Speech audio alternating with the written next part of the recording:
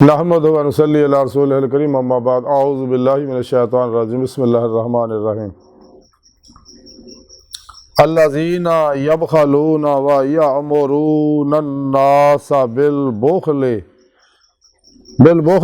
व यक्तुमूना मा आताहुमुल्लाहु मिन फदलिही व अअतदना लिल काफिरीना अज़ाबम मुहीना। सदक अल्लाहु मौलाना अज़ीम व सदक रसूलुहुन नबीयुल करीम। ला इलाहा इल्लल्लाहु मुहम्मदुर रसूलुल्लाह कुर्रतैन बिका या रसूलल्लाह सल्लल्लाहु अलैहि वसल्लम। अस्सलातु वस्सलामु अलैका या सय्यदी या रसूलल्लाह व अला आलिका व सहाबिका या सय्यदी या हबीबल्लाह। काबिल सादे तराम मुअज़्ज़ज़ सामीन, अज दे दरस तसव्वुफ़ दे अंदर कंजूसी दे बारे जिक्र करांगे। सूरह निसा च रब सोने कुरान करीम की सूरह निसा की जी 37वीं आयत पाक मैनू तलावत करना तुहानू सुनने का शरफ हासिल है। इस आयत पाक सुने रब ने फरमाया कि जो लोग कंजूसी करते हैं और लोगों कंजूसी सिखाते हैं और उन्होंने छपाते हैं जो अल्लाह रब्बुल इज़्ज़त ने उन्होंने अपने फजल ना दिता है, और असी काफरां दे वास्ते जिल्लत का अजाब तैयार किया होया। सुने रब ने इस आयत पाक दसिया कि लोग जिहड़े कंजूसी करते हैं और लोगों भी कंजूसी सिखाते हैं भी तुसीं भी खर्च ना करो, तो जो कुछ असी उन्होंने मालो सबाब दिता, नेमतां दित्तियां, तो और नेमतां छुपाते हैं, दूजियां नूं नहीं दिंदे। तो सुने रब ने फरमाया कि फिर अगे काफरां वास्ते जिल्लत दा अजाब है। ये आदत जिहड़ी वो काफरां दी है, कंजूसी। अल्लाह रब्बुल इज़्ज़त ने इंसान नूं ये प्रोग्राम दिता है कि तू जो रिज़्क दिता उस 2.5% अल्लाह राज खर्च कर।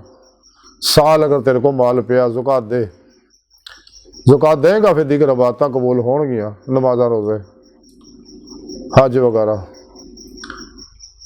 तो अपने खास दोस्तों ने यह गल कही है, कोले लफ जो कुछ भी जरूरत तो ज़्यादा सब अल्लाह राज खर्च कर दे। तो सच्चे अल्लाह वाले इस वास्ते जमा तमा माना जो निकल जाते रहे कि सारी जिंदगी अल्लाह की मेहमानी जो गुजार दे, जो कुछ है सब दुखी इंसानियत है, बिला इम्तियाज रंगो नस्ल मजहब मिलत खर्च कर देंगे। लेकिन शैतान जिहड़ा वो रोकदा है। कुरान पाक सुने रब ने दसिया कि शैतान तुहानू अल्लाह राज खर्च कर तो रोकूगा, इसकी गल ना मनियो। तो जिहड़ा शख्स जिन्ना भी अल्लाह राज खर्च करता, जिहड़ी भी नेमत नूं जिन्नी वंडदा उन्नी वधदी है। ये कानून है अल्लाह का। वो कोई भी करे, नेक करे बद करे, जो भी हो सखावत करदा अल्लाह राज। अल्लाह के प्यारे नबी सल्लल्लाहु अलैहि वसल्लम फरमाते हैं कि मैं तुहाडे सारिਆਂ तो ज़्यादा सखी हाँ। अल्लाह मेरे तो भी ज़्यादा सखी है। अल्लाह सोना सारिਆਂ तो ज़्यादा सखी है। उस तो बाद अल्लाह के प्यारे नबी सखी, उस तो बाद आप सल्लल्लाहु अलैहि वसल्लम के सच्चे गुलाम जिहड़े सखी ने। अल्लाह राज खर्च करते, दुखी इंसानियत का भला करते रहते हैं, कदे अल्लाह दित्तियां नेमतां नूं छुपाउंदे नहीं है। इस वास्ते कलंदर लाहौर डॉक्टर इल्मा इकबाल ने फरमाया, पैदा किया इंसान को दर्द दिल के वास्ते, वरना बात के लिए कम ना थे कर रो बयां। यही है मोहब्बत, यही दीनो ईमा के दुनिया में काम आए इंसान के इंसान। खुदा के बंदे तो हैं हज़ारों, बनों में फिरते हैं मारे मारे, मैं इसका बंदा बनूंगा जिसको खुदा के बंदों से प्यार होगा। हदीस पाक च है कि सारी मखलूक अल्लाह का कुणब है।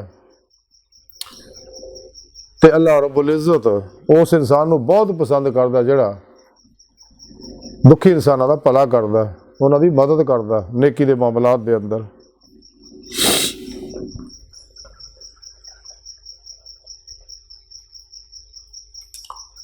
तो इंसान को जो सखावत करके लज्जत मिलती है, इबादत करके जो लज्जत सरूर मिलता, कुरान सुन्नत अमल करके जो लज्जत सरूर मिलता, ये उन्होंने ही पता जिन्होंने ये नेमत हासिल है। सईद ताइफा हज़रत जुनैद बगदादी रहमतुल्लाह अलैह फरमाते हैं कि आहले हवस नूं अपनी अयाशियां विच वो लज्जत नहीं मिलती जिहड़ी आहलुल्लाह नूं अल्लाह वालियां नूं रात की इबादत विच मिलती है।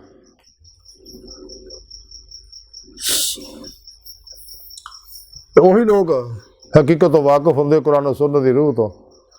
तो कुरान सुन्नत की रूह इस्लामी इल्म तसव्वुफ है, इस्लामी इल्म रूह की तसव्वुफ की रूह जी वो दीदारे मौला है। इसे दुनिया दिल के आईने दिलियाँ अखां ना, इसे मकसद वास्ते सोहने रब नूं पैदा किया, इस वास्ते रूह ये अंदर रखी है। मशहूर अल्लाह वाली हज़रत बीबी फातिमा निशापुरी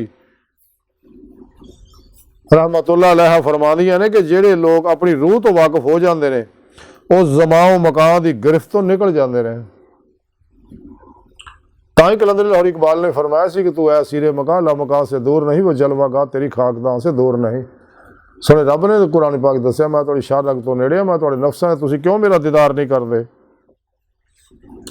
ते जिहड़ा दुनिया की मुहब्बत च मुबतला हो जाता मां सो अल्लाह दी पासे ध्यान कर लैंदा, वो तबाह बर्बाद हो जाता है।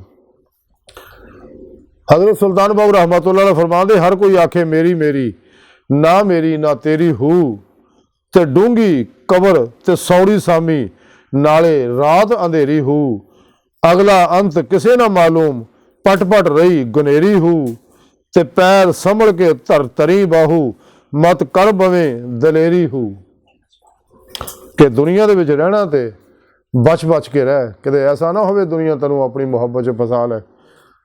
ते हज़रत अल्लाह दे प्यारे हबीब सल्लल्लाहु अलैहि वसल्लम इरशाद फरमाया कि हुब्बु दुनिया रास कुल्ले खतिया, सारे फसादां दी जड़ जिहड़ी दुनिया की मुहब्बत है। दीगर हदीसां विच भी दुनिया तो नफरत लाई है। हजूर फरमाउंदे ने कि दुनिया आखिरत दी खेती है, दुनिया एक घड़ी है, दुनिया मोमन वास्ते कैद खाना, काफर वास्ते जन्नत है। ये नफ्स उमारा इंसान को दुनिया फसाउंदा है। इस वास्ते नफ्स उमारा नूं नफ्स मुतमइन्ना बनाना बहुत जरूरी है। जब तक नफ्स मुतमइन्ना नहीं बनता कदे भी इंसान बुरियां आदतां कंजूसी की आदत नहीं छड्डदा। तो जेड़ा जिन्ना भी कंजूस आ उन्ना ही जारी बात नहीं मुसीबतां गमां परेशानियां टेंशनां बीमारियां फसिया रहिंदा। तो सखी आदमी नूं अल्लाह पाक पसंद करदा, सखी गुनाहगार भी होवे अल्लाह नूं पसंद करदा, कंजूस आबादत गुजार भी होवे अल्लाह नूं सोहना उहनूं पसंद नहीं करदा। तो इस वास्ते इंसान नूं चाहिदा अल्लाह जो नेमतां दत्तियां उहनां नूं अल्लाह दी राह खर्च करे। बार बार सोहणे रब ने कुरान दे विच युनफिकून दा जिक्र कीता।